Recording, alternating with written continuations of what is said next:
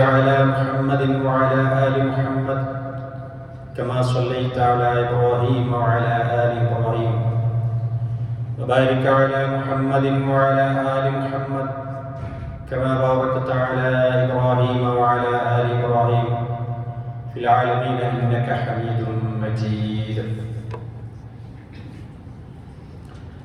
أعوذ بالله من الشيطان الرجيم. بسم الله الرحمن الرحيم. فبما رحمة من الله لنت لهم ولو كنت فظا غليظ القلب لانفضوا من حولك فاعف عنهم واستغفر لهم وشاورهم في الأمر فإذا عزمت فتوكل على الله إن الله يحب المتوكلين. أيها الناس أوصيكم وإياي بتقوى الله. ബഹുമാന്യരായ സത്യവിശ്വാസികളെ, പ്രിയപ്പെട്ട ജ്യേഷ്ഠാനുജ സുഹൃത്തുക്കളെ, സഹോദരീ സഹോദരന്മാരെ, അള്ളാഹുവിനെ സൂക്ഷിച്ച് ജീവിക്കുവാൻ എൻ്റെ സ്വന്തത്തോടും എൻ്റെ പ്രിയപ്പെട്ട സഹോദരീ സഹോദരന്മാരോടും ആവശ്യപ്പെടുകയാണ്. അള്ളാഹു തൗഫീഖ് നൽകി അനുഗ്രഹിക്കുമാറാവട്ടെ. പ്രിയമുള്ളവരെ, സത്യവിശ്വാസികൾ എപ്പോഴും സൽസ്വഭാവികളായിരിക്കും, സൽസ്വഭാവികളാവണം. നബി സല്ലല്ലാഹു അലൈഹി വസല്ലമയുടെ നിയോഗ ലക്ഷ്യം തന്നെ സൽസ്വഭാവം എന്താണ് എന്ന് ജനങ്ങളെ പഠിപ്പിക്കുക എന്നുള്ളതാണ്. സമ്പൂർണമായ സൽസ്വഭാവം. ഇന്നമാ ബുഇസ്തു ലിഉതമ്മിമ മകാരിമൽ അഖ്ലാഖ്. സമ്പൂർണമായ സൽസ്വഭാവത്തിൻ്റെ സാക്ഷാത്കാരത്തിന് വേണ്ടിയാണ് ഞാൻ നിയോഗിക്കപ്പെട്ടത് എന്ന് റസൂൽ കരീം സല്ലല്ലാഹു അലൈഹി വസല്ലമ നമ്മെ ഉത്ബോധിപ്പിക്കുന്നു. ആ സൽസ്വഭാവത്തിൽ സുപ്രധാനമാണ് സൗമ്യത എന്നത്. റിഫ്ഖ്, സൗമ്യമായി പെരുമാറുക, മയത്തിൽ പെരുമാറുക, ആർദ്രതയോടുകൂടി പെരുമാറുക, റഹ്മത്ത്, കരുണയുള്ളവരാവുക എന്നുള്ളത്. സൗമ്യത ഒരാളെ സംബന്ധിച്ചിടത്തോളം ഒരു അലങ്കാരമാണ്. നബി സല്ലല്ലാഹു അലൈഹി വസല്ലം പറഞ്ഞു, അബൂ ഉമാമ റളിയല്ലാഹു അൻഹുവിനെ തൊട്ടുദ്ധരിക്കുന്ന ഹദീസിൽ, മുസ്ലിം റിപ്പോർട്ട് ചെയ്ത ഹദീസാണ്, ഇന്ന റിഫ്ഖ ലാ യകൂനു ഫി ഷൈഇൻ ഇല്ലാ സാന. തീർച്ചയായും സൗമ്യത അത് അലങ്കാരമാണ് ഉണ്ടാക്കുക. സൗമ്യത അലങ്കാരമാണ്. എന്നാൽ വലാ യുൻസഉ മിൻ ഷൈഇൻ ഇല്ലാ ശാന. ആ സൗമ്യത ഒരാളിൽ നിന്ന് ഇല്ലാതെയായി പോയാൽ അദ്ദേഹം നിന്ദ്യനാവുകയാണ് ചെയ്യുക. കാഠിന്യം നല്ലതല്ല, പരുഷത നല്ലതല്ല, ആർദ്രതയാണ് വേണ്ടത്. ആർദ്രതയും സൗമ്യതയുമാണ് ഒരു മനുഷ്യന്റെ സ്വഭാവത്തിന്റെ അലങ്കാരം. അലങ്കൃതമായ സ്വഭാവത്തിന്റെ ഉടമകളിൽ സൗമ്യത നിറഞ്ഞു നിൽക്കും. അവരുടെ മുഖഭാവത്തിലും സംസാരത്തിലും പെരുമാറ്റത്തിലും എല്ലാം സൗമ്യതയുണ്ടാകും. എന്നാൽ അഹങ്കാരവും അഹന്തയും കാഠിന്യവും കാർക്കശ്യവും ക്രൂരതയും അതൊരാളിൽ മേടിക്കുമ്പോൾ അതിലൂടെ അദ്ദേഹം നിന്ദ്യനാവുകയാണ് ചെയ്യുക, അദ്ദേഹം വലിയവനാവുകയല്ല ചെയ്യുക. സൗമ്യതയും വിനയവും ഒരു മനുഷ്യനെ വാനോളം ഉയർത്തും. ജനമനസ്സുകളിൽ അവർക്ക് അംഗീകാരമുണ്ടാകും. നബി സല്ലല്ലാഹു അലൈഹി വസല്ലമയുടെ സവിശേഷതകളിൽ പ്രധാനം തന്നെ സൗമ്യതയാണ്, കരുണയാണ്.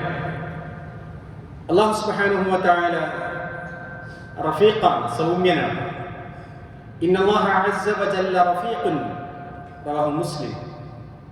മുസ്ലിം റിപ്പോർട്ട് ചെയ്ത ഹദീസാണ്. അല്ലാഹു സുബ്ഹാനഹു വ തആല മൃദുലതയുള്ളവനാണ്, സൗമ്യതയുള്ളവനാണ്. യുഹിബ്ബുർ റിഫ്ഖ. അവൻ ഇഷ്ടപ്പെടുന്നത് സൗമ്യതയാണ്.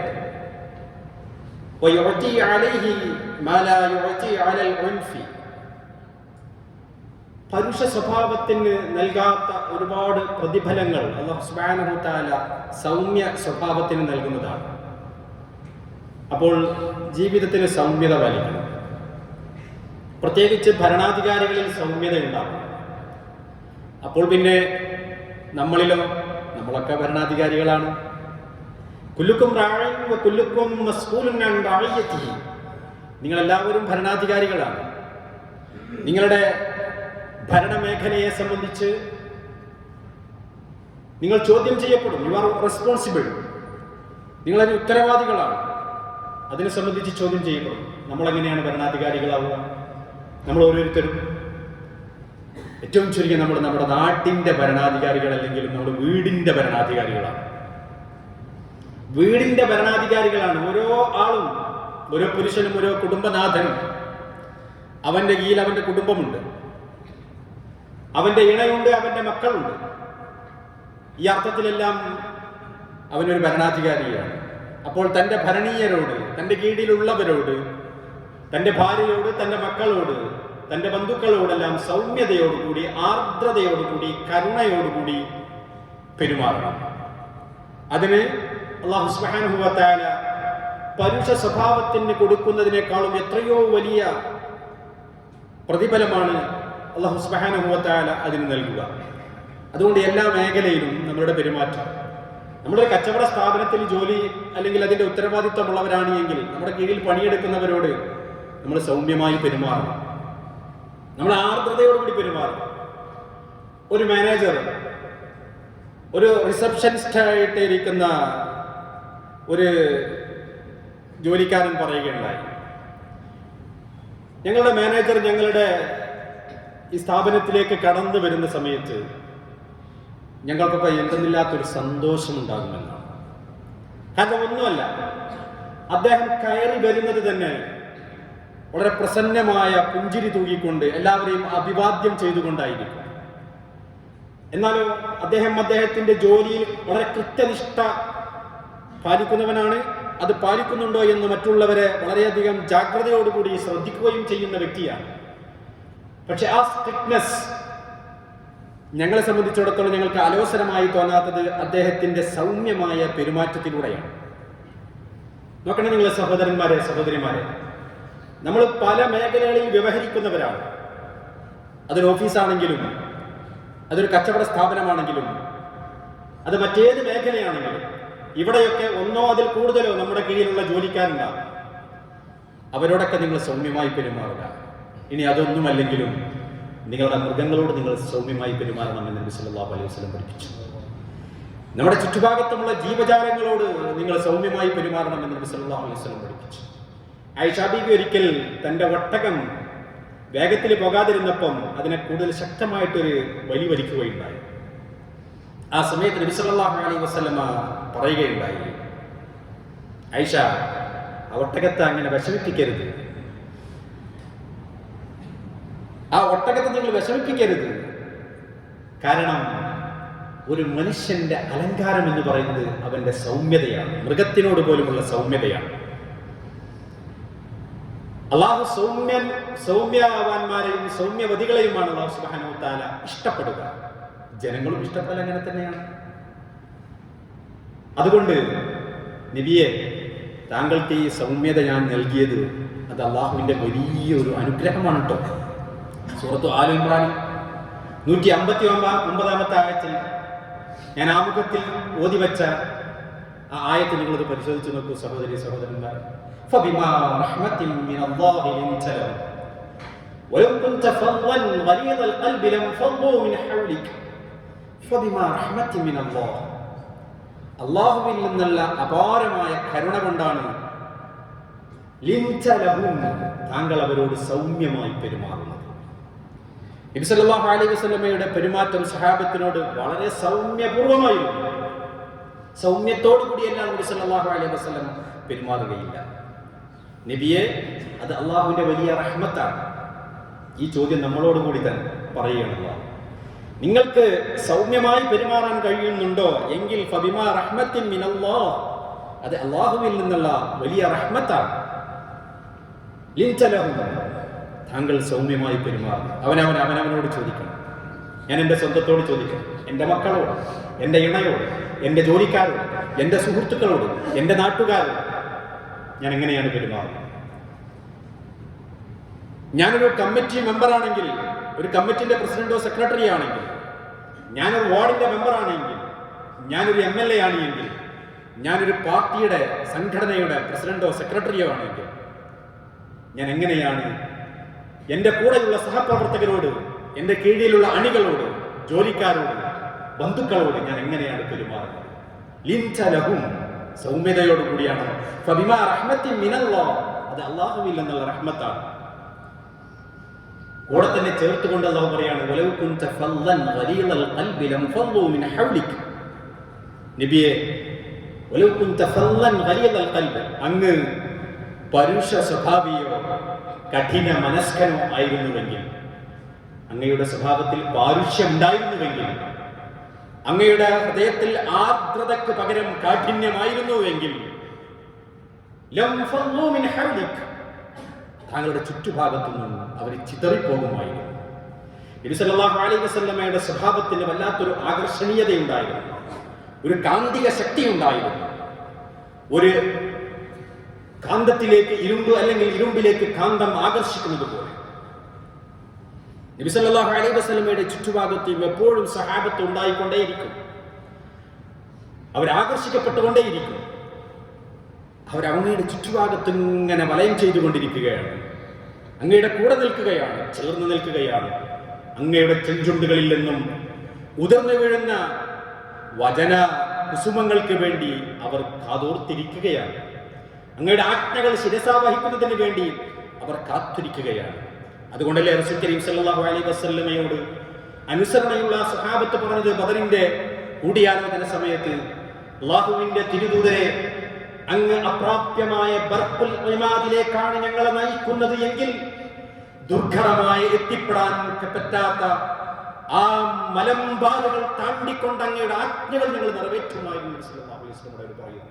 നബിയെ, അങ്ങ് ഈ സമുദ്രത്തിലേക്ക് ചാടണമെന്ന് പറഞ്ഞാൽ തോണിയും തടയുമില്ലാതെ നീന്ത പറയുകയില്ല എങ്കിലും അന്നിമിഷം അങ്ങയുടെ ആജ്ഞ ശിരസ വഹിച്ചുകൊണ്ട് സമുദ്രത്തിലേക്ക് ഞങ്ങൾ എടുത്തു ചാടും നബിയെ എന്നവർ പറഞ്ഞത് എന്തുകൊണ്ടാണ്? നബിയുടെ സ്വഭാവം അത്ര കണ്ട് ആകർഷണീയമായിരുന്നു. അതാണ് ലംഫളൂ മിൻ ഹൗലിക്. നബിയെ, അങ്ങയുടെ ആർദ്രത കൊണ്ടാണ്, സൗമ്യത കൊണ്ടാണ് അങ്ങയുടെ ചുറ്റുഭാഗത്തും അവർ കൂടി വലയം ചെയ്തു നിൽക്കുന്നത്. അല്ലെങ്കിൽ ലംഫളൂ മിൻ ഹൗലിക്, അങ്ങ് നബിയാണെന്ന് പറഞ്ഞത് കൊണ്ട് കാര്യമില്ല, അങ്ങ് വലിയ ആളാണെന്ന് പറഞ്ഞത് കൊണ്ട് കാര്യമില്ല. ലംഫളൂ മിൻ ഹൗലിക്, വലിയ കഴിവുണ്ട്, അതൊന്നും പറഞ്ഞത് കൊണ്ട് കാര്യമില്ല. അവരൊക്കെ താങ്കളുടെ ചുറ്റുഭാഗത്തുനിന്നും ചിതറിപ്പോകുമായിരുന്നു. ആ അനുസരണയുള്ള അനുയായ വൃന്ദത്തെ താങ്കൾക്ക് ലഭിക്കുകയില്ല. അതുകൊണ്ട് നബിയെ, ഫഅഫു അൻഹും, അവർക്ക് പുറത്തു കൊടുക്കുക, അവർക്ക് മാപ്പാക്കി കൊടുക്കുക. അവരുടെ അടുക്കൽ എന്തെങ്കിലും വീഴ്ചകൾ നിങ്ങൾ സംഭവിച്ചിട്ടുണ്ട് എങ്കിൽ അത് മാപ്പ് ചെയ്ത് കൊടുക്കണം, അത് മാപ്പ് ചെയ്ത് കൊടുക്കണം. നമ്മുടെ സൗമ്യത പോയി പാരുഷ്യം വരൽ എപ്പോഴാണ്? നമ്മുടെ സ്വഭാവത്തിന് അതിന്റെ ആർദ്രത പോകൽ എപ്പോഴാണ്? അത് നമുക്കിഷ്ടപ്പെടാത്തത് അനുസരണക്കേട് ആരെങ്കിലും കാണിക്കുമ്പോഴാണ്, അപ്പോഴാണ് അതിന്റെ പാരുഷ്യം പോകല്. നബിയോട് പറയുന്നു, അങ്ങനെ വല്ല അനുസരണക്കേടും ഇഷ്ടക്കുറവും അവർ കാണിക്കുകയാണെങ്കിൽ നബിയെ ഫഅഫു അൻഹും, വിട്ടുവീഴ്ച ചെയ്തു കൊടുക്കണം. ഈ ഖുർആൻ ആയത്തിറങ്ങിയൊരു പശ്ചാത്തലം കൂടിയുണ്ട്. അത് ഉഹദിന്റെ യുദ്ധക്കളത്തിൽ നബി സല്ലല്ലാഹു അലൈഹി വസല്ലമയുടെ ആജ്ഞ അവർ ലംഘിച്ചു. നമുക്കറിയാം, നബി സല്ലല്ലാഹു അലൈഹി വസല്ലമയുടെ കൽപ്പനകളെ ലംഘിച്ചപ്പോൾ മുസ്ലിം ഉമ്മത്തിന് വലിയ നഷ്ടം സംഭവിച്ചു. സുപ്രധാനികളായ ഒരുപാട് സഹാബാക്കള് സാക്ഷികളാണ്. ആദ്യഘട്ടം വിജയമായിരുന്നെങ്കിൽ രണ്ടാമത്തെ ഘട്ടം പരാജയമായി. ഈ സമയത്ത് തന്റെ കൽപ്പനകൾ ലംഘിച്ചവർ, തന്റെ കൽപ്പന ലംഘിച്ചുകൊണ്ട് 50ഓളം അമ്പെയ്ത്ത് പോരാളികൾ മലമുകളിൽ നിന്ന് താഴേക്ക് ഇറങ്ങി വന്നു. അതിനു പുറമെ തന്റെ ആജ്ഞകൾ ലംഘിച്ചുകൊണ്ട് രണ്ടാം ഘട്ട പോരാട്ടത്തിൽ തന്റെ കൂടെ നിന്ന് ചിതറിയോടി മുഹമ്മദ് കൊല്ലപ്പെട്ടോ, എന്നാൽ ഞങ്ങൾക്ക് ഇനി ജീവിതം വേണ്ട, ഇസ്ലാം വേണ്ട, ഒന്നും വേണ്ട, അവർ യുദ്ധം വിട്ട് സബഅൽ മുബിഖാത്താണല്ലോ ചെയ്തത്. വലിയ വൻഭാവമാണ് യുദ്ധക്കളത്തിൽ നിന്ന് പിന്തിരിഞ്ഞോട് എന്ന് പറഞ്ഞാൽ ആ ഭാവമാണ് ചെയ്തത്. അപ്പോഴാണ് അല്ലാഹു പറയുന്നത്, ഫഅഫു അൻഹും, മാപ്പാക്കി കൊടുക്കുന്ന നബിയെ. വലിയ ഭൗതിക നഷ്ടമുണ്ടായത്, വലിയ മതപരമായ ധിക്കാരമാണ് ഉണ്ടായത്. പക്ഷേ ഫഅഫു അൻഹും വസ്തഗ്ഫിർ ലഹും, പൊറുക്കലിനെ തേടുക, അവർക്ക് വേണ്ടി പശ്ചാത്തപിച്ചു കൊടുക്കുക. അള്ളാഹുവിനോട് പൊറുക്കലിനെ തേടൂ താങ്കൾ. അള്ളാഹു തന്നെ പറയണം നബിയോട്. എന്നാൽ അവരോട് പാരുഷ്യമായി പെരുമാറും, അവരോട് കഠിനമായി പെരുമാറും. അവർക്കിഷ്ടമില്ലാത്ത വാക്കുകൾ തങ്ങൾ പറയരുത്, അവരെ ആക്ഷേപിക്കരുത്, നബി സല്ലല്ലാഹു അലൈഹി വസല്ലം ഒരു ആക്ഷേപത്തിന്റെ വാക്കും പറഞ്ഞില്ല എന്നുള്ളതാണ്. വശാവിറുഹും ഫിൽ അംരി, അവരോട് കാര്യങ്ങളൊക്കെ നിങ്ങൾ കൂടി ആലോചിക്കുക. വശാവിറുഹും ഫിൽ അംരി, ഡിസ്കസ് ചെയ്യുക, ശൂറ നടത്തുക, മശൂറ നടത്തിയിട്ട് കാര്യങ്ങൾ തീരുമാനിക്കുക. വശാവിറുഹും ഫിൽ അംരി, ഏത് കാര്യങ്ങൾ? ഭയങ്കര നിർദ്ദേശമാണ് ഖുർആന്റെ. നമ്മുടെ ജീവിതത്തിൽ, നമ്മുടെ കുടുംബത്തിലാണെങ്കിൽ, നമ്മൾ കുടുംബനാഥനാണ്, നമ്മൾ പറഞ്ഞത് അവർ സ്വീകരിക്കും, നമ്മൾ ആജ്ഞാശക്തിയുള്ളവരാണ്. പക്ഷേ നമ്മുടെ മക്കള് ഇത് ചെയ്യടാ പറഞ്ഞാൽ കേൾക്കും, പേടിച്ചിട്ടാണ്. പോരാ, കാര്യങ്ങൾ അവരുമായിട്ട് നിങ്ങൾ കൂടി ആലോചിക്കണം, ഡിസ്കസ് ചെയ്യണം. അതെന്റെ മക്കളല്ലേ, എന്റെ ഭാര്യയല്ലേ, അല്ലെങ്കിൽ എന്റെ കുട്ടികളല്ലേ എന്ന് ഉമ്മയും ബാപ്പയും തീരുമാനിക്കരുത്. ശാബിർഹുമില്ല. അത് കൗടുംബിക കാര്യങ്ങളിലാണെങ്കിലും ഒരു കമ്മിറ്റിയാണ്, ഒരു നാട്ടിലെ മഹല്ല് കമ്മിറ്റിയാണ്, കൂടിയാലോചന. ആ കൂടിയാലോചന സ്വഭാവത്തിലൂടെ ഉണ്ടാകുന്നതാണ് അവരുടെ കൂടി പങ്കാളിത്തം. ആ ഡിസിഷനിൽ ഒരു തീരുമാനമെടുക്കുമ്പോൾ അതിൽ ഈ ആളുകളുടെയും കൂടി പങ്കാളിത്തം ഉണ്ടാവുകയാണ്. അപ്പോൾ അവർക്ക് ബോധ്യമാവുകയാണ് എൻ്റെ കൂടി തീരുമാനമാണിത്. നബിക്ക് വഹയുണ്ട്, വഹി അനുസരിച്ചാണ് പ്രഖ്യാപിച്ചാൽ മതി. വഹി കിട്ടുന്ന നബിയോട് പറയുകയാണ് വശാബിറുഹും ഫിൽ അംരി, കാര്യങ്ങൾ അവരുമായിട്ട് തങ്ങൾ കൂടിയാലോചന നടത്തണം. എന്നിട്ടോ അങ്ങനെ ഒരു കാര്യം തീരുമാനിച്ചു കഴിഞ്ഞാൽ അത് ഭൂരിപക്ഷ അഭിപ്രായ പ്രകാരമായിരിക്കുമല്ലോ തീരുമാനിക്കൽ. അത് ചിലപ്പോൾ വ്യത്യസ്തമായ അഭിപ്രായങ്ങളൊക്കെ ഉണ്ടാകും. പക്ഷേ ഒരു ഡിസിഷൻ അങ്ങ് എടുത്തു കഴിഞ്ഞാൽ പിന്നെ അതിൽ നിന്ന് അണുകിട പിന്മാറാൻ പാടില്ല. തങ്ങൾ അല്ലാഹുവിൽ തവക്കൽ ചെയ്യുക.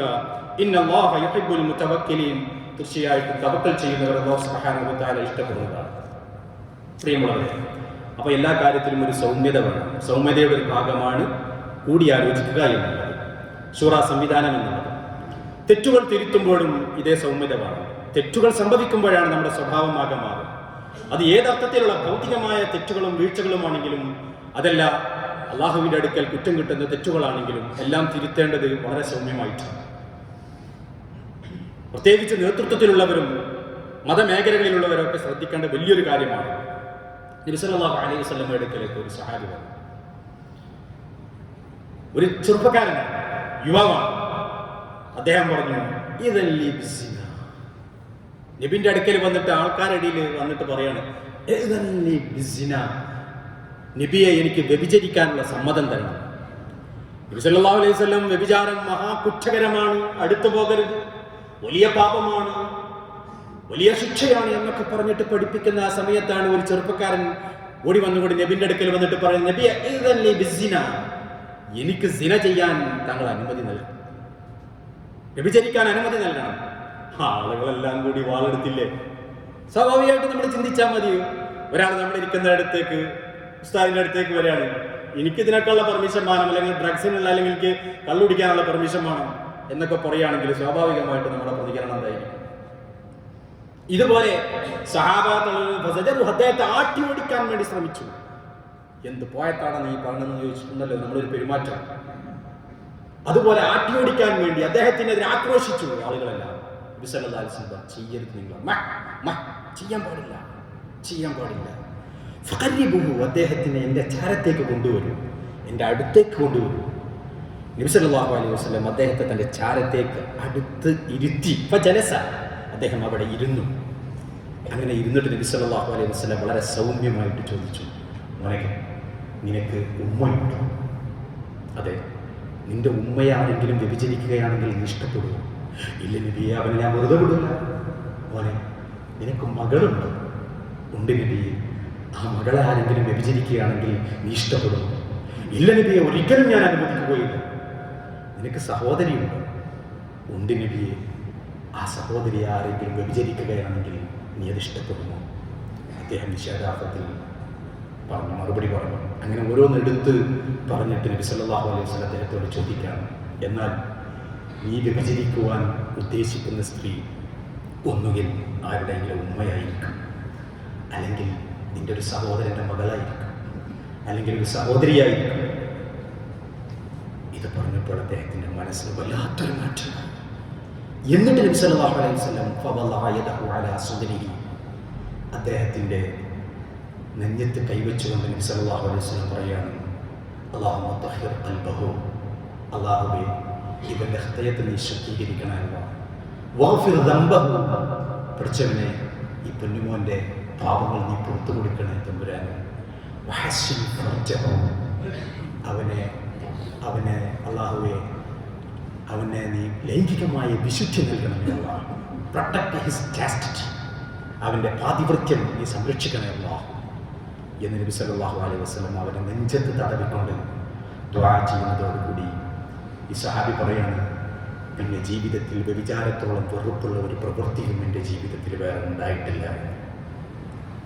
നോക്കണേ, എത്ര സൈക്കോളജിക്കലായിട്ടാണ്, എത്ര മനോഹരമായിട്ടാണ്, എത്ര ആകർഷണീയമായിട്ടാണ് ഒരാളെ തിരുത്തുന്നത് റസൂൽ സല്ലല്ലാഹു അലൈഹി വസല്ലം. അള്ളാഹുവിൻ്റെ തിരുത്തുതൽ അങ്ങനെയാണ്. വേറൊരാൾ നബി സല്ലല്ലാഹു അലൈഹി വസല്ലം അടുക്കൽ വന്നിട്ട് പറയണം, നബിയെ, റമളാൻ മാസത്തിലാണ് പറയണത്, നബിയെ ഇന്ന് ഞാൻ കഴിഞ്ഞ നോമ്പ് പറ്റുകൊണ്ട് പകലിൻ്റെ ഭാര്യയുമായിട്ട് ഞാൻ ലൈംഗിക ബന്ധത്തിൽ ഏർപ്പെട്ടു പോയി നബിയെ, ഞാൻ എന്ത് ചെയ്യും? ഞാനുണ്ട്, നോമ്പാണ്, ചെയ്യാൻ പാടില്ല, പക്ഷെ കൺട്രോൾ തെറ്റിയിട്ടുണ്ടാവും, എന്താ ചെയ്യുക? സംഭവിച്ചു പോയതാണ്. നബിൻ്റെ അടുക്കൽ വന്നിട്ട് സമ്മതം നടത്തുകയാണ്. നബി സല്ലല്ലാഹു അതിന് പ്രായശ്ചിത്തം ചെയ്യണം. പ്രായശ്ചിത്തം ചെയ്യുമ്പോൾ ഒന്നുകിൽ ഒരു അടിമയെ മോചിപ്പിക്കണം, അതല്ലെങ്കിൽ 60 ദിവസം 2 മാസം തുടർച്ചയായിട്ട് നോമ്പ് നോക്കണം, അല്ലെങ്കിൽ 60 മിസ്കിന്മാർക്ക് ഭക്ഷണം നൽകണം. നബി ഓരോന്ന് ചോദിച്ചു, നിനക്ക് ഒരു അടിമയെ മോചിപ്പിക്കാൻ കഴിയും? ഇല്ല നബിയെ. നിനക്ക് തുടർച്ചയായി 2 മാസം നോമ്പ് അനുഷ്ഠിക്കാൻ കഴിയും? ഇല്ല നബിയെ. എന്നാൽ നീ 60 മിസ്കിന്മാർക്ക് ഭക്ഷണം കൊടുക്കും, 3ാമതായിട്ട് അതാണ് ചെയ്യേണ്ടത്. നബിയെ, ഞാൻ ദരിദ്രനാണ് നബിയെ, എന്നെ കൊണ്ടത് കഴിയില്ല നബിയെ, ഞാൻ പാവപ്പെട്ടവനാണ്, ഫഖീറാണ്. നബി സല്ലല്ലാഹു അലൈഹി വസല്ലം പറഞ്ഞ വെയിറ്റ് ചെയ്യുക. ഒരല്പസമയത്തിന് ശേഷം ഒരു കൊട്ട നിറയെ നല്ല കാരക്കയുമായിട്ട് ഒരാളവിടെ പറഞ്ഞു. നബി സല്ലല്ലാഹു അലൈഹി വസല്ലം ആ കാരക്ക എടുത്തുകൊണ്ട് ഇദ്ദേഹത്തിന് കൊടുത്തിട്ട് പറഞ്ഞു, നീ പാവപ്പെട്ട ഫഖീർമാർക്ക് നീ സംഭാവന സദഖ ചെയ്യുമെന്ന് പറഞ്ഞു. അദ്ദേഹം ചോദിച്ചൊരു ചോദ്യമുണ്ട്, നബിയെ, എന്നെക്കാളും ഫഖീറായ, എന്നെക്കാളും ദരിദ്രനായ, എന്നെക്കാളും പാവപ്പെട്ട ആൾക്കല്ലേ ഞാനിത് കൊടുക്കേണ്ടത്? അതെ. എന്നാൽ നബിയെ, എൻ്റെ നാട്ടിൽ, എൻ്റെ പ്രദേശത്ത് എന്നെക്കാളും പാവപ്പെട്ട മറ്റൊരാളും ഇല്ല നബിയെ. നബി സല്ലല്ലാഹു അലൈഹി വസല്ലം തൻ്റെ 2 അണപ്പല്ലും കാണുന്ന വിധം ചിരിച്ചുപോയി എന്നാണ്. എന്നിട്ട് നബി സല്ലല്ലാഹു അലൈഹി വസല്ലം പറഞ്ഞു, എന്നാൽ നീയും നിന്റെ കുടുംബവും അത് ഭക്ഷിക്കുകയും. എത്ര മനോഹരമായിട്ടുള്ള മതവിധിയാണല്ലേ, എത്ര ആർദ്രമായിട്ടുള്ള മതവിധിയാണ്. എവിടെ കാർക്കശ്യം? ഇസ്ലാമിൽ എത്ര ലളിതമാണ്, എത്ര സുന്ദരമാണ്. ഇസ്ലാമിന്റെ നിയമങ്ങൾ എത്ര പ്രാക്ടിക്കലാണ്. ആര് പറഞ്ഞു ഈ മതം പ്രായോഗിക മതമല്ല? അതുകൊണ്ട് സഹോദരങ്ങളെ, എവിടെയും നബി സല്ലല്ലാഹു അലൈഹി വസല്ലം സ്വീകരിച്ചത് സൗമ്യതയുടെ വഴികളാണ്. ഇസ്ലാമിൽ ചില നിയമങ്ങൾ വളരെ കർശനമായിട്ടുണ്ട്, കൃത്യമായി പാലിക്കണം. പക്ഷേ അത് പഠിപ്പിക്കുമ്പോഴും അതിന് പ്രാക്ടിക്കലായിട്ട് ജനങ്ങൾക്ക് ചെയ്ത് കാണിച്ചു കൊടുക്കുമ്പോഴും പ്രായോഗിക വശങ്ങൾക്ക് നന്നായിട്ട് പ്രാധാന്യം നൽകിക്കൊണ്ട് ഊന്നിക്കൊണ്ടാണ്. എത്ര മനോഹരമായിട്ടാണ് ആ വിഷയം അവതരിപ്പിക്കേണ്ടത്, അത്ര മനോഹരമായിട്ടാണ് നബി സല്ലല്ലാഹു അലൈഹി വസല്ലമ ആ വിഷയം നമ്മുടെ മുന്നിൽ അവതരിപ്പിച്ചു തന്നിട്ടുള്ളത് എന്ന് നമ്മൾ മനസ്സിലാക്കണം. അതുപോലെ വളരെ പ്രധാനമാണ് ഒരു നാട് ഭരിക്കുന്നവരുടെ സൗമ്യത എന്ന് പറയുന്നത്. നാട് ഭരിക്കുന്നവർക്ക് വലിയ ധിക്കാരവും വലിയ ധൈര്യവും ഇതൊന്നുമില്ല വേണം. ധൈര്യം വേണം. ചിലയിടത്ത് നിലപാടുകൾ ഉറച്ച നിലപാടുകളായിരിക്കണം. ഇത് ഈ പറഞ്ഞതിൻ്റെ ഒക്കെ അർത്ഥം എന്താ പറയുക? നബി സല്ലല്ലാഹു അലൈഹി വസല്ലം എല്ലാ വിഷയങ്ങളിലും ഒരു ചേമ്പുന്തണ്ടായിരുന്നു എന്നല്ലല്ലോ, അങ്ങനല്ലല്ലോ. നബി സല്ലല്ലാഹു അലൈഹി വസല്ലം കാഠിന്യം, സമൂഹത്തിന്റെ നന്മ എന്താണെന്ന് നോക്കിയിട്ട് കാഠിന്യം, വേണ്ടയിടത്ത് കാഠിന്യം ഉണ്ടായിരുന്നു. നബിന്റെ അടുക്കലേക്ക് ഒരു പെൺകുട്ടിയെ കൊണ്ടുവരപ്പെടാണ്. തലയോട്ടി എറിഞ്ഞുടക്കപ്പെട്ട നിലയിൽ രക്തം വാർന്നൊഴുകുന്നുണ്ട്. മരണാസന്നയായ ആ പെൺകുട്ടിയുടെ ദൈന്യതയാർന്ന മുഖത്തേക്ക് കാരുണ്യത്തിന്റെ പ്രതിരൂപമായ മുത്ത് മുഹമ്മദ് മുസ്തഫ സല്ലല്ലാഹു അലൈഹി വസല്ലമ ചോദിക്കുന്നുണ്ട് നോക്കിക്കൊണ്ട്, മോളെ, എന്നെ ആരാണ് ക്രൂരത ചെയ്തത്? ആ കുട്ടിക്ക് പറയാനുള്ള സംസാര ശേഷിയില്ല. നബി സല്ലല്ലാഹു അലൈഹി വസല്ലമ മദീനയിലെ ഓരോ ഗുണ്ടയുടെയും പേരെടുത്തുകൊണ്ട് ചോദിക്കുകയാണ്, ഇവനാണോ നിന്നത് ചെയ്തത്? അവൾ നിഷേധാർത്ഥത്തിൽ തലയാട്ടി, അല്ല നബിയെ. ഓരോരുത്തരുടെയും പേരെടുത്ത് പറഞ്ഞതിന് ശേഷം ഒരുവന്റെ പേര് പറഞ്ഞപ്പോൾ അതേ എന്ന സമ്മതത്തില് അവൾ തലയാട്ടിയപ്പോൾ മുത്ത് നബി സല്ലല്ലാഹു അലൈഹി വസല്ലമയുടെ കണ്ണുകൾ ചുവന്നു, മുഖം തുടിത്തു. ആ മുഖം ഗൗരവത്തോടുകൂടി തുടുത്തപ്പോൾ സഹാബത്ത് ഭയപ്പെട്ടു പോയി. എന്താണ് ശിക്ഷ വരാൻ പോകുന്നത്? റസൂൽ കരീം സല്ലല്ലാഹു അലൈഹി വസല്ലം പറഞ്ഞു, അവനെ പിടിച്ചുകൊണ്ടുവരണം. എന്റെ മുന്നിലുണ്ട് ഈ പാവപ്പെട്ട പെൺകുട്ടിയെ എങ്ങനെയാണ് അവൻ പീഡിപ്പിച്ചത്, അവൻ മർദ്ദിച്ചത്, അതുപോലെ അവന്റെ തലയും എന്റെ മുന്നിലിട്ട് കൊണ്ട് എറിഞ്ഞുടക്കണം എന്ന് പറഞ്ഞ തിരുനബി സല്ലല്ലാഹു അലൈഹി വസല്ലം നീതി നടപ്പിലാക്കുന്നതിന്റെ പേരിലൊക്കെ അങ്ങനെയുള്ള ചില കാർക്കശ്യ സ്വഭാവങ്ങൾ സ്വീകരിച്ചിട്ടുണ്ട്. ഇസ്ലാമിന്റെ ശത്രുക്കൾക്കെതിരെ കഠിനമായ നിലപാടുകൾ സ്വീകരിച്ചിട്ടുണ്ട്. അത് പൊതു നന്മക്ക് വേണ്ടിയാണ്. നീതിയുടെ കാര്യത്തിൽ കാർക്കശ്യമുണ്ട്. നമ്മൾ നേരത്തെ പറഞ്ഞിരുന്നു, എന്റെ മകൾ ഫാത്തിമ ഓട്ടിക്കുകയാണെങ്കിലും അവൾ ഞാൻ കരച്ഛേദം നടത്തുമെന്ന് വെറുതെ വാക്കല്ല, റസൂലുള്ളാഹി പ്രാവർത്തികമാക്കാൻ ഉദ്ദേശിച്ചുകൊണ്ടുള്ള വർത്താനം തന്നെയായിരുന്നു. അവിടൊക്കെ ഉണ്ട്, അതൊക്കെ ശരിയാണ്, അതൊരു ഭാഗം. മറുഭാഗത്ത് പൊതുവിലുള്ള നബി സല്ലല്ലാഹു അലൈഹി വസല്ലമയുടെ പെരുമാറ്റം സൗമ്യത നിറഞ്ഞതായിരുന്നു. ഭരണാധികാരികൾക്ക് നില്ലാതെ പോകുന്നത് ഈ സൗമ്യതയാണ്. നോക്കൂ, നിങ്ങൾ സമൂഹത്തിൽ സമുദായത്തിൽ നമ്മൾ അറിയപ്പെടുന്ന ഭയങ്കര ധീരനായ ഒരു ഭരണാധികാരിയാണല്ലോ ഉമറുൽ ഫാറൂഖ്. ഉമറിനെ കണ്ടു കഴിഞ്ഞാൽ എല്ലാവരും പേടിച്ചു പറക്കുന്ന, ഉമർ ഒരു വഴിയിലേക്ക് ഇറങ്ങിക്കഴിഞ്ഞാൽ പിശാച് ആ വഴിയിൽ നിന്ന് ഓടിപ്പോകുമെന്നാണ്. അത്രക്കും ഭയങ്കര ഗൗരവക്കാരനാണ് ഉമറുൽ ഫാറൂഖ് റളിയല്ലാഹു അൻഹു. ആ ഉമറുൽ ഫാറൂഖ് റളിയല്ലാഹു അൻഹു ഒരിക്കൽ രാത്രിയിൽ ഒരു സാർത്ഥവാഹക സംഘം, ഒരു കച്ചവട സംഘം മദീനയിലൂടെ കടന്നു പോകുമ്പോൾ മസ്ജിദുൻ നബവിക്കടുത്ത് അവർക്ക് കാവലിരിക്കുകയാണ് ഉമറുൽ ഫാറൂഖ് റളിയല്ലാഹു അൻഹു. വേറെ ഒരു സെക്യൂരിറ്റി സംവിധാനങ്ങളുമില്ല. പക്ഷെ ഭരണാധികാരിയായ അദ്ദേഹം ഉറക്കമിളച്ചുകൊണ്ട് അവര് താമസിക്കുന്ന ടെന്റിന് ഇങ്ങനെ കാവൽ നിൽക്കുന്ന സമയത്താണ്, ഒരു പാറാവുകാരനായി കാവൽ നിൽക്കുമ്പോഴാണ് പെട്ടെന്ന് രാത്രി സമയത്ത് ടെന്റിൽ നിന്ന് ഒരു കുട്ടിയുടെ കരച്ചിൽ കേൾക്കുന്നത്. ടെന്റിനടുത്തെത്തി ആ കുട്ടിയുടെ കരച്ചിൽ നിർത്താൻ വേണ്ടി ആ സ്ത്രീയോട് ആവശ്യപ്പെടുന്നു, ഉമ്മയോട് ആവശ്യപ്പെടുന്നു. വീണ്ടും കരച്ചിൽ വരുന്നു. മൂന്നാം പ്രാവശ്യവും ഈ കുട്ടി കരയുന്നത് കണ്ടപ്പോൾ കുറച്ചൊരു ഗൗരവഭാവത്തോടുകൂടി, മോളെ നിന്നോടല്ലേ പറഞ്ഞത് ആ കുട്ടിയുടെ കരച്ചിൽ നിർത്തണമെന്ന്, എന്തിനാണ് ആ കുട്ടി ഇങ്ങനെ കരയുന്നത് എന്ന് ചോദിച്ചപ്പോൾ ഈ ചോദിക്കുന്നതും കാവൽ നിൽക്കുന്നതും ഈ രാജ്യത്തിന്റെ ഭരണാധികാരിയാണ് എന്ന് അറിയാത്ത ആ സഹോദരി ഉമറുൽ ഫാറൂഖ് റളിയല്ലാഹു അൻഹുവിനോട് പറയുകയാണ്, താങ്കൾക്കറിയുമോ ഇത് ഉമറിന്റെ നാടാണ്, ഈ ഉമറിന്റെ നാട്ടിലൊരു നിയമമുണ്ട്, മുലകുടി മാറ്റിയ കുട്ടികൾക്ക് മാത്രമേ റേഷൻ അനുവദിക്കുകയുള്ളൂ. എന്റെ കുട്ടിയുടെ മുലകുടി മാറ്റാൻ വേണ്ടി ഞാൻ ശ്രമിച്ചുകൊണ്ടിരിക്കുകയാണ്, അതുകൊണ്ടാണ് അവൻ കരയുന്നത്. മോളെ, കുട്ടിക്ക് 2 വയസ്സ് തികഞ്ഞു? ഇല്ല, തികഞ്ഞിട്ടില്ല. 2 വയസ്സ് തികഞ്ഞിട്ടില്ലെങ്കിലും ഞാൻ ദരിദ്രയാണ്. 2 വയസ്സു തികഞ്ഞ കുട്ടികൾക്കോ അല്ലെങ്കിൽ മുലകുടി മാറ്റിയ കുട്ടികൾക്കോ മാത്രമേ ഉമറിന്റെ ഭരണകൂടത്തിൽ റേഷൻ അനുവദിക്കുകയുള്ളൂ. എനിക്കും എന്റെ കുട്ടിക്കും ചെലവിന് ലഭിക്കണം. എനിക്ക് ലഭിക്കുന്നുണ്ട്, എന്റെ കുഞ്ഞിനു കൂടിയുള്ള ചെലവ് ലഭിക്കണം. അതിനുവേണ്ടിയാണ് എന്റെ കുട്ടിയുടെ മുലകുടി മാറ്റാൻ വേണ്ടി ഞാൻ ശ്രമിച്ചുകൊണ്ടിരിക്കുന്നത് എന്ന് പറഞ്ഞപ്പം റളിയല്ലാഹു അൻഹുവിന്റെ മനസ്സ് പടച്ചു. കിസ്ര കൈസറിനെ കിടകിടാപ്പിച്ച ഏത് പോരാളിക്ക് മുന്നിലും അടിമതരാത്ത ധീരതയോടുകൂടി ഗർജിക്കുന്ന ഉമറുൽ ഫാറൂഖ്, എവിടെയും പതരാത്ത ഉമർ, പിശാചിന്റെ മുന്നിൽ പിശാചിനെ മൽപിടുത്തത്തിലൂടെ പരാജയപ്പെടുത്തിയ ഉമറുൽ ഫാറൂഖ് റളിയല്ലാഹു അൻഹു. ഉമറുൽ ഫാറൂഖ് റളിയല്ലാഹു അൻഹുവിന്റെ മനസ്സ് പതറിപ്പോയി. പിറ്റേ ദിവസം മസ്ജിദുൻ നബവിയിൽ സുബ്ഹിക്ക് ഇമാമത്ത് നിന്നുകൊണ്ടിരിക്കുമ്പോൾ ഉമറുൽ ഫാറൂഖ് റളിയല്ലാഹു അൻഹുവിനെ ഖുർആൻ പാരായണം പൂർത്തീകരിക്കാൻ കഴിയുന്നില്ല. ഗദ്ഗതഗന്ധനായിക്കൊണ്ട് അദ്ദേഹം ഖുർആൻ മുഴുവിപ്പിക്കാൻ കഴിയാതെ കണ്ണുനീരൊലിപ്പിച്ചുകൊണ്ട് അദ്ദേഹം കരയുകയാണ്. നമസ്കാരം കഴിഞ്ഞു മുൻപറിൽ കയറി നിന്നു. എന്നിട്ട് അദ്ദേഹം പറയുകയാണ്, ഉമർ നശിച്ചിരിക്കുന്നു, ഈ ഉമർ നശിച്ചിരിക്കുന്നു. ഞാൻ കാരണമായിട്ട് എത്ര കുട്ടികളുടെ കണ്ണുനീരാണ് ഈ ഭൂമിയിൽ വീണിട്ടുള്ളത്. എത്രയെത്ര ഉമ്മമാരിന്റെ റേഷൻ കിട്ടാൻ വേണ്ടി കുട്ടികളെ 2 വർഷം തികയുന്നതിന്റെ മുമ്പ് മുലകുടി മാറ്റാൻ വേണ്ടി ശ്രമിച്ചിട്ടുണ്ടാകും. അതുകൊണ്ട് ഇല്ല, എന്റെ ഒരു രാഷ്ട്രത്തിന്റെ എന്റെ നയം കാരണമായിട്ട് ഒരു കുട്ടിയുടെയും കണ്ണുനീരിന് ഈ ഭൂമിയിൽ വീഴാൻ പാടില്ല.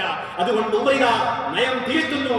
ഇനി മുതൽ പ്രസവിച്ച് വീഴുന്ന മുഴുവൻ കുട്ടികൾക്കും എന്റെ ഭരണകൂടം റേഷൻ അനുവദിക്കുന്നതാണ്, റേഷൻ നൽകുന്നതാണ് എന്ന് അദ്ദേഹം ഒരു പ്രഖ്യാപനം നടത്തുകയാണ്. പ്രിയമുള്ളവരെ, ഒരു കുഞ്ഞിന്റെ കണ്ണുനീരിൽ നിന്നൊരു രാഷ്ട്രത്തിന്റെ നയം തിരുത്തുമ്പോൾ 10,000-കണക്കിന് കുട്ടികളുടെ കണ്ണുനീര് കണ്ടിട്ടും മനസ്സ് അലിയാത്ത ഭരണാധികാരികൾ, ലോക ഭരണാധികാരികൾ, നമ്മുടെ രാജ്യത്തിന്റെ ഓരോ ദിവസവും നമ്മുടെ ഈ രാജ്യത്ത് പോഷകാഹാരക്കുറവ് മൂലം മരിച്ചു വീഴുന്നത് 1000-കണക്കിന് കുഞ്ഞുങ്ങളാണ്.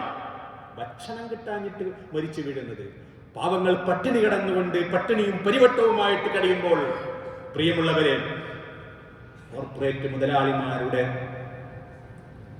അവരുടെ സാമ്പത്തിക താല്പര്യത്തിന് വേണ്ടി സാമ്പത്തിക നയങ്ങൾ രൂപപ്പെടുത്തുന്ന ഭരണകൂടത്തിന് കീഴിൽ നോക്കണം നിങ്ങൾ, കാഠിന്യത്തിന്റെ ഏറ്റവും പ്രതിരൂപമാണ് അമേരിക്കയിൽ നിന്ന് ഇപ്പൊ നമ്മൾ കണ്ടുകൊണ്ടിരിക്കുന്നത്. അന്നം തേടി അമേരിക്കയിലേക്ക് പോയ 104 ഇന്ത്യക്കാരെ വല്ല ഭീകരവാദികളെയും കൊണ്ടുവരുന്നത് പോലെ 40 മണിക്കൂർ സൈനിക വിമാനത്തിൽ നിന്ന് നേർക്ക് ഭക്ഷണം നൽകാതെ, നേർക്ക് അവർക്ക് മലമൂത്ര വിസർജനം നടത്താൻ പോലും അനുമതി നൽകാതെ ക്രൂരമായി ജയിൽ പുള്ളികളെ കൊണ്ടുവരുന്നത് പോലെ കാലിന് ചങ്ങലയിട്ട് കൈകൾക്ക് വിലങ്ങുകൾ വെച്ചുകൊണ്ട് ഒരു രാജ്യത്തേക്ക് കൊണ്ടുവരുമ്പോ എത്ര മനുഷ്യത്വരഹിതമാണ് അവരുടെ പെരുമാറ്റം. മനഃപൂർവ്വമാണ് ട്രംപ് അത് ചെയ്തത് എന്ന് നമുക്കറിയാം.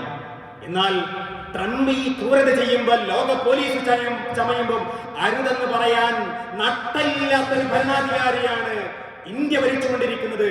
അമേരിക്കക്ക് ദാസ്യപ്പണി ചെയ്യുന്ന സാമ്രാജ്യത്വത്തിന്റെ പാദസേവകനായിട്ടുള്ള ഭരണാധികാരിയും ആ ഭരണാധികാരിയുടെ പ്രത്യയശാസ്ത്രവും രാജ്യത്ത് ഒരു വിദേശകാര്യ മന്ത്രി പറയാണ്, അതൊക്കെ നേരത്തെ ഉള്ളതാണ്, അങ്ങനെയൊക്കെ വേണം.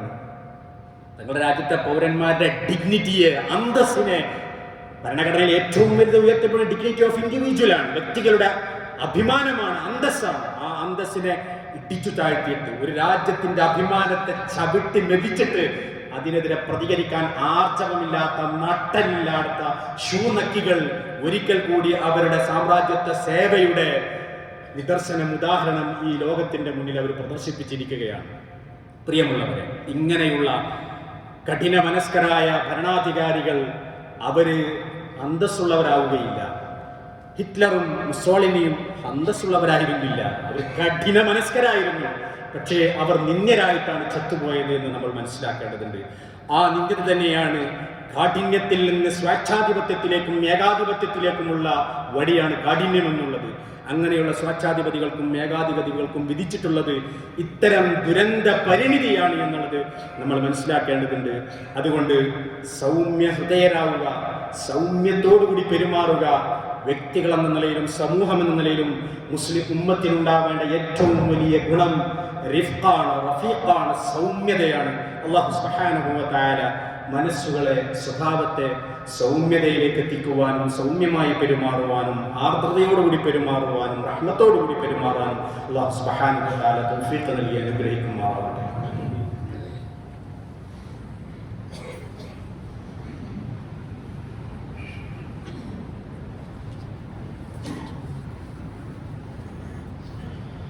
അൽഹംദുലില്ലാഹ് الصلاة والسلام على أشرف المرسلين وعلى آله وصحبه أجمعين.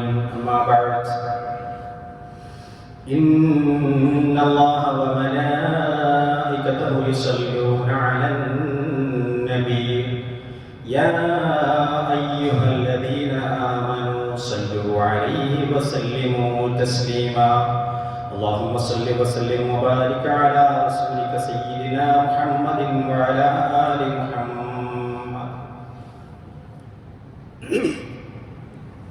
يا أيها الذين آمنوا اتقوا الله حق تقاته ولا تموتن إلا وأنتم مسلمون. എല്ലാ മേഖലയിലും സ്വഭാവത്തിന്റെ കാര്യത്തിലും അള്ളാഹുവിനെ സൂക്ഷിച്ചുകൊണ്ട് ജീവിക്കുക. അള്ളാഹുവിനെ തൗഫീഖ് നൽകി അനുഗ്രഹിക്കുമാറാവട്ടെ. പ്രിയമുള്ളവരെ, നാളെ രാവിലെ 9:30 മണിക്ക് നമ്മുടെ മഹല്ലിന് കീഴിൽ മദ്രസയിൽ വെച്ച് നമ്മുടെ വിദ്യാർത്ഥികളുടെ, പ്രത്യേകിച്ച് 9ാം ക്ലാസ്, 10ാം ക്ലാസ്, 11, 12 പ്ലസ് 2 ക്ലാസ്സുകളിലും പഠിക്കുന്ന കുട്ടികൾക്ക് പരീക്ഷ അടുത്തിരിക്കുകയാണ്. ആ കുട്ടികളുടെ പഠനത്തിന് ലക്ഷ്യമുണ്ടാകണം, അവർക്ക് ഗൈഡൻസ് കിട്ടണം, ഗോൾ സെറ്റിങ്സ് വേണം. അതോടൊപ്പം തന്നെ അവർക്ക് പരീക്ഷയെ ഭയമില്ലാതെ അഭിമുഖീകരിക്കാൻ കഴിയണം, പഠനത്തോട് താല്പര്യം വേണം, പരീക്ഷാ സൂത്രം അവർ പഠിക്കണം. ഇങ്ങനെയുള്ള കോൺഫിഡൻസ് കുട്ടികൾക്ക്, നല്ല ആത്മവിശ്വാസം കുട്ടികൾക്കുണ്ടാകണം പരീക്ഷയെ അഭിമുഖീകരിക്കുവാനുള്ള. നമ്മളൊക്കെ പഠിക്കുന്ന കാലത്ത് പലപ്പോഴും നമുക്ക് പരീക്ഷ പേടി പിടിച്ചുകൊണ്ട് പനി പിടിക്കാറുണ്ടല്ലോ. അപ്പോൾ പേടി ഉണ്ടാവരുത്, പഠനത്തോട് പേടി ഉണ്ടാവരുത്, പരീക്ഷയെ അഭിമുഖീകരിക്കാൻ അവർക്ക് കഴിയണം. ഇതിനൊക്കെ ഈ ലക്ഷ്യമൊക്കെ വെച്ചുകൊണ്ട് നാളെ പരിപാടി നമ്മൾ വെക്കുന്നുണ്ട്. പ്രത്യേകിച്ച് ഞാൻ എൻ്റെ പ്രിയപ്പെട്ട സഹോദരന്മാരോട്, വാണിയക്കാട് മഹൽ എന്ന് പറഞ്ഞ ബിസിനസ് മേഖലയിൽ ഉയർന്നു നിൽക്കുന്ന മഹൽ, അൽഹംദുലില്ലാഹ് അല്ലാഹു ബർക്കത്ത് ചെയ്യുമാറാവട്ടെ. അതോടൊപ്പം തന്നെ ഉദ്യോഗ മേഖലയിലേക്കുള്ള ഒരു വിഭാഗം, ഒരു വരും തലമുറയെ നമുക്ക് ഇവിടുന്ന് വാർത്തെടുക്കണം. നമുക്കറിയാം, ഔദ്യോഗിക മേഖല, ബ്യൂറോക്രസി തീർത്തും ഫാസിസ്റ്റ് വൽക്കരിക്കപ്പെട്ടുകൊണ്ടിരിക്കുന്ന ഒരു കാലഘട്ടം. അവിടെ അതിനെ മാനുഷികവൽക്കരിക്കണം. ആ മാനുഷികവൽക്കരിക്കണമെങ്കിൽ ബോധപൂർവമായ ശ്രമം ഉമ്മത്തിൽ നിന്നുണ്ടാവണം. അതിനു പറ്റിയ കുട്ടികളെ, അത് ഉന്നത തലം മുതൽ, നമ്മൾ വെറും ഒരു വരുമാന മാർഗമല്ല ഉദ്യോഗം എന്ന് പറയുന്നത്, അത് ഭരണ പങ്കാളിത്തമാണ്. ഭരണമെന്ന് പറഞ്ഞാൽ രാഷ്ട്രീയ പാർട്ടികൾ തെരഞ്ഞെടുപ്പിലൂടെ മത്സരിച്ച് കയറലല്ല. ഏത് പാർട്ടി വന്നു കഴിഞ്ഞാലും സ്ഥാനന്തരിക്കാത്ത പണിയാണ് ഉദ്യോഗം എന്ന് പറയുന്നത്. IAS, IFS, IPS എല്ലാ മേഖലകളിലും, കലക്ടർ, അങ്ങനെ എല്ലാ മേഖലകളിലും അവരൊക്കെ ഭരണകർത്താക്കളാണ്. അവരുടെ സ്വാധീനം ഭയങ്കരമാണ്. ആ മേഖലയിൽ ഒരുപാട് ഗുണങ്ങൾ ചെയ്യാൻ പറ്റും മനുഷ്യന്മാർക്ക്, ഒരുപാട് ഹിദ്മത്ത് ചെയ്യാൻ പറ്റും. ഏറ്റവും വലിയൊരു ജിഹാദാണ് നമ്മൾ മനസ്സിലാക്കണം. കാരണം ആ മേഖലയിലാണ് ഇന്ന് മുസ്ലിമീങ്ങൾ ഏറ്റവും കൂടുതൽ ആക്രമിക്കപ്പെട്ടുകൊണ്ടിരിക്കുന്നത്, നീതി നിഷേധിക്കപ്പെട്ടുകൊണ്ടിരിക്കുന്നത്. മറുഭാഗത്ത് മാനുഷികമായ നീതിയോട് പ്രതിബദ്ധതയുള്ള ഒരു തലമുറ ഉദ്യോഗസ്ഥ മേഖലകളിൽ വളർന്നു വരണം. അത് മനഃപൂർവ്വമായ ബോധപൂർവമായ അതിന് ശ്രമങ്ങൾ, അവർക്ക് ഗോൾ സെറ്റിങ്സ്, അവർക്ക് ഗൈഡൻസ് കൊടുക്കാൻ നമുക്ക് കഴിയണം. അങ്ങനെ തലമുറയെ എല്ലാ മഹലിൽ നിന്നും നമ്മൾ ബോധപൂർവമായിട്ട് ഉണ്ടാക്കിയെടുക്കണം. ഞാനിവിടെ പ്രസിഡന്റുമായിട്ട് സംസാരിച്ചപ്പോൾ മനസ്സിലാക്കാൻ കഴിഞ്ഞു, ഇവിടെ റിട്ടയർഡ് ഉദ്യോഗസ്ഥന്മാരെയും അതുപോലെ തന്നെ ഇവിടെ നിലവിലുള്ള ഗവൺമെൻറ് ഉദ്യോഗസ്ഥന്മാരെല്ലാവരെയും കൂട്ടിയിട്ടൊക്കെ 2 പ്രാവശ്യം മീറ്റിംഗ് നടത്തിയിരുന്നു. നമ്മുടെ കുട്ടികളെ തെരഞ്ഞെടുത്ത് സെലക്ട് ചെയ്ത് സ്ക്രീൻ ചെയ്ത് അവരെ ഏതെല്ലാം കോഴ്സുകളിലേക്കാണോ അങ്ങനെ അങ്ങോട്ട് വിട്ട് അങ്ങോട്ട് ഗൈഡൻസ് കൊടുത്ത് നല്ല പ്രോത്സാഹനം കൊടുത്ത് അവരെ സൂക്ഷ്മമായി നിരീക്ഷിച്ച് അവരെ ഉദ്യോഗ മേഖലയിലേക്ക് എവിടെയെങ്കിലും കയറ്റുന്നത് വരെ അതിനെ ഫോളോ ചെയ്യുന്ന ഒരു ടീം, ഏത് കമ്മിറ്റി മാറിയാലും മാറാത്തൊരു ടീം അതിവിടെ ഉണ്ടാവണം. അതിനുവേണ്ടിയുള്ള ശ്രമങ്ങൾ നടത്തണം. അത് വലിയൊരു ഉമ്മത്തിൻ്റെ സേവനമാണ്, ഹിദ്മത്താണ്, ജിഹാദാണ് എന്നുള്ളത് എൻ്റെ പ്രിയപ്പെട്ട സഹോദരി സഹോദരന്മാർ മനസ്സിലാക്കണം. അതിന് സഹായകമാവട്ടെ നാളത്തെ ഈ ക്ലാസ്. അതിനുവേണ്ടി നിങ്ങളെല്ലാ മക്കളെയും, ആൺകുട്ടികളെയും പെൺകുട്ടികളെയും, നിങ്ങൾ അയൽവാസികളായ മുസ്ലിമീൻ കുട്ടികളുണ്ടെങ്കിൽ അവരെയും കൊണ്ടുവരാം. എല്ലാവരെയും ചേർത്തിരുത്തിക്കൊണ്ട് നമുക്ക് ഇൻഷാ അല്ലാഹ് ഇങ്ങനത്തെ ഒരു ഗൈഡൻസ് ക്ലാസ് കൊടുക്കണം. ഇൽമ എന്ന് പറഞ്ഞു കഴിഞ്ഞാൽ അത് ഖുർആനും ഹദീസും അടിസ്ഥാനപരമാണ്. പക്ഷേ ഭൗതികമായ വിജ്ഞാനം, ഇൽമ ഇന്ന് സാങ്കേതിക വിദ്യ കൊണ്ട് ലോകത്തെ അതിജയിച്ചിരിക്കുകയാണ്. കുരിശു ശക്തികൾ നമ്മൾ മനസ്സിലാക്കണം, ഫാഷിസ്റ്റ് ശക്തികളും എല്ലാം ചേർന്നുകൊണ്ട്. ആ സാങ്കേതിക വിദ്യ, ഇൽമ, അത് മുസ്ലിം ഉമ്മത്തിന് വേണം. അതിനെ പ്രതിയോഗിക്കണമെങ്കിൽ അങ്ങനെ ഇസ്ലാമിന് ഇസ്സത്ത് ഉണ്ടാകുള്ളൂ. അങ്ങനെ കുല്ലി എന്ന് പറഞ്ഞ പരിശുദ്ധ ഖുർആന്റെ പ്രഖ്യാപനം സാക്ഷാത്കരിക്കാൻ പറ്റുള്ളൂ. അപ്പോൾ അതുകൊണ്ട് ആ മേഖലയിൽ മക്കളെ പഠന രംഗത്തേക്ക് കൂടുതൽ, സ്കൂൾ പഠന മേഖലയിൽ കൂടുതൽ കരുത്തരാക്കി തീർക്കണമെന്ന് തൗഫീഖ് നൽകി അനുഗ്രഹിക്കുമാറാവട്ടെ. അതുപോലെ വഖഫ് സംരക്ഷണ സമ്മേളനം ഇന്ന് നടക്കുന്നുണ്ട്. എറണാകുളത്ത് വെച്ചുകൊണ്ട് കഴിയുന്നവരൊക്കെ അതിൽ പങ്കെടുക്കുക. 3:15 മണിക്ക് ഇൻഷാ അല്ലാഹ് ഇവിടെ ബസ് വരും. ആ ബസ്സിൽ പോകാൻ കഴിയുന്നവരൊക്കെ പോവുക. അല്ലാഹു സുബ്ഹാനഹു വ തആല ദീനിനെ ഇസ്സത്തിലാക്കുമാറാവട്ടെ. നമ്മുടെ എല്ലാവിധ പ്രയാസങ്ങളും അല്ലാഹു നീക്കി തരുമാറാവട്ടെ. അല്ലാഹു സർവശക്തനായ തമ്പുരാന്റെ രോഗങ്ങൾക്ക് ശിഫ നൽകി അനുഗ്രഹിക്കുമാറാവട്ടെ. അല്ലാഹു പഠിച്ചവനെ തമ്പുരാനെ പള്ളിയിൽ രോഗികളായ ബുദ്ധിമുട്ടുന്ന, പ്രായാധിക്കുന്ന, പ്രയാസപ്പെടുന്ന പലരുമുണ്ട്. അല്ലാഹു അവരുടെ രോഗങ്ങൾക്കൊക്കെ നീ ശിഫ നൽകണേ തമ്പുരാനെ. നിന്റെ താഴത്തിലായ ദീർഘായുസ്സും ആഫിയത്തും നൽകി നീ അനുഗ്രഹിക്കണേ തമ്പുരാനെ. പഠിച്ചവനെ രോഗം കാരണമായിട്ട് ജുമാഅത്ത് വരാൻ കഴിയാത്തവർ, ജമാഅത്തിന് വരാൻ കഴിയാത്തവർ, പഠിച്ചവനെ ജുമാഅത്തും ജമാഅത്തിനും പങ്കെടുത്തതിനുള്ള പ്രതിഫലം നീ അവർക്ക് നൽകി അനുഗ്രഹിക്കണേ തമ്പുരാനെ. പഠിച്ചവനെ നിങ്ങളുടെ സമ്പത്തിലും സന്താനങ്ങളിലും നീ ഖൈറും ബറക്കത്തും നൽകണേ തമ്പുരാനെ. നിങ്ങളുടെ മാനസികമായും ശാരീരികമായ എല്ലാ പ്രയാസങ്ങളും ബുദ്ധിമുട്ടുകളും നീ നീക്കി തരണേ തമ്പുരാനെ. അല്ലാഹുമ്മ ഇഗ്ഫിർ ലിൽ മുഅ്മിനീന വൽ മുഅ്മിനാത്ത് വൽ മുസ്ലിമീന വൽ മുസ്ലിമാത്ത് വൽ അഹ്യാഅ മിൻഹും വൽ അംവാത്ത് ഇന്നക മുജീബു ദഅവാതി വ യാ ഖാദിയൽ ഹാജാത്ത്. اللهم اعز الاسلام والمسلمين واذل الشرك والمشركين. اللهم دمر اعداءنا واعداءك واعداء الدين. اللهم شتت شملهم وفرق جمعهم وزلزل اقدامهم يا رب العالمين. اللهم اجرنا من النار، اللهم اجرنا من النار، اللهم اجرنا من النار.